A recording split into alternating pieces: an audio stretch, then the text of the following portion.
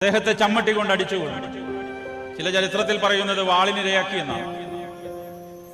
അതിനുശേഷം മൂത്തവൻ മുതൽ ഇളയവൻ വരെയും ഓരോരുത്തരെ പിടിക്കുവാൻ തുടങ്ങി. മൂത്തവനെ പിടിച്ചു. അവനോട് പറഞ്ഞു, നീ നിന്റെ വിശ്വാസം ഉപേക്ഷിക്കണം, നീ പന്നിമാംസം ഭക്ഷിക്കണം, യഹൂദന്മാർക്ക് നിഷിദ്ധമായിരിക്കുന്ന നിയമങ്ങൾ നിന്റെ ജീവിതത്തിൽ ഇന്നു മുതൽ നീ പാലിച്ചു കൊള്ളണം. നീ ഇന്നു മുതൽ ഒരു യഹൂദനല്ല, നീ ഒരു റോമാക്കാരനാണ്.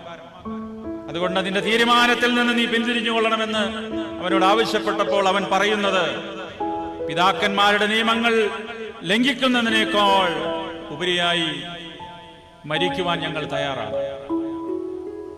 പിതാക്കന്മാർ ഞങ്ങൾക്ക് പകർന്നു വന്നിരിക്കുന്നതായ നിയമങ്ങളും നിയമസംഹിതകളും അത് ഞങ്ങളിലൂടെ അസ്തമിക്കുവാനുള്ളതല്ല, വരും തലമുറയ്ക്ക് പകർന്നു കൊടുക്കുവാനുള്ളതാണ്.